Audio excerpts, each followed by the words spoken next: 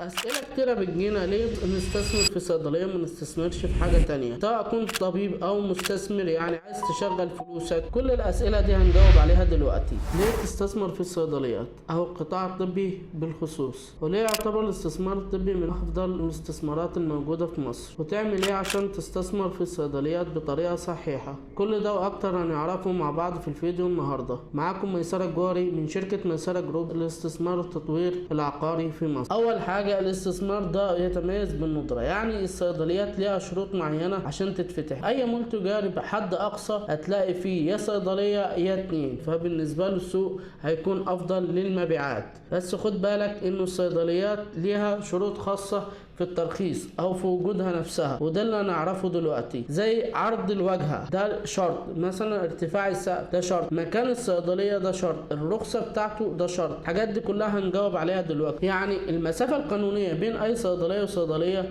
لا تقل عن 100 متر. ارتفاع السقف في الترخيص بيطلع له شروط معينه، لانه السقف بيبقى على ارتفاع معين والصنداره بتاعته بتكون على ارتفاع معين، عشان ده ما ياثرش على درجه الحراره بتاعه الصيدليه وبيكون ليه تاثير سلبي على الادويه. مساحه الصيدليه لا تقل عن 25 متر. مستوى الصيدليه نفسه في الدور الارضي ما يقلش عن المستوى الطريق العام نفسه، لازم تكون اعلى منه. طيب السؤال الاهم دلوقتي، مين اللي عليه ترخيص الصيدليه؟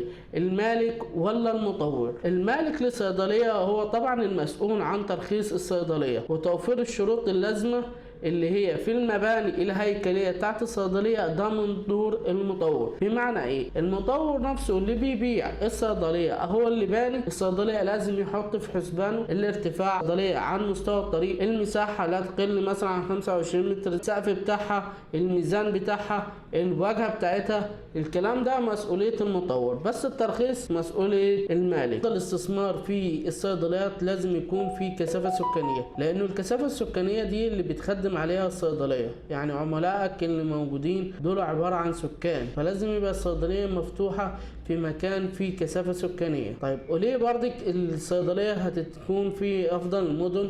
دي ميزه تنافسيه، لانه افضل المدن بيكون فيها فئه معينه من العملاء وفيها كثافه من السكان. الاماكن الجديده اللي نحن بنقدم لك فيها صيدليات لسه ما فيهاش صيدليات مفتوحه، يعني يعتبر سوق جديد ليك هتقدر تستثمر فيه. ايه الاماكن الموجوده معانا والمتاحه في شركه ميسره جروب؟ احنا بنقدم لك اماكن مختلفه، اولا زي العاصمه الاداريه، زي مستقبل سيتي، زي التجمع بمختلف اماكنه، اكتوبر، الشروق، الاماكن الساحليه، الاماكن اللي فيها مستقبل لسه ما اتبنتش فيها صيدليات. مع ميسره جروب بنقدم لك مجموعه متنوعه من الصيدليات بمختلف مساحات تبدا من 45 متر لما توصل 265 متر، ومساحات اكبر من كده واقل على حسب اللي يناسبك في الاستثمار. مع ميسره جروب بنقدم لك صيدليات جاهزه واستلام فوري. بنقدم لك كل ده باسعار تنافسيه وفرص استثماريه تمام بسعر منافس وافضل قيمه مقابل السعر. وهنا النصايح اللي بنقدمها في اخر الفيديو النهارده،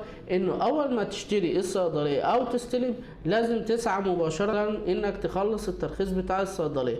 طب ليه؟ لانه انت لو اشتريت الصيدليه وسبتها على كده ما رخصتش، وارد جدا حد يجي يشتري في جنبك او في المحيط بتاعك صيدليه او مكان تجاري ويسعى في ترخيصه، ولو خلص ترخيصه قبل منك ساعتها انت ملزم انك توفي الشروط، انك ما تفتحش جنبه الا على بعد 100 متر. فمن الاولى انك انت تسرع وترخص الصيدليه بتاعتك بعد الاستلام عشان تشغل وتضيق النطاق على غيرك اللي جاي يستثمر في الصيدليات. اي استفسارات او اي اسئله تقدروا تراسلونا او تكلمونا على الارقام اللي ظاهره معاكم على الشاشه.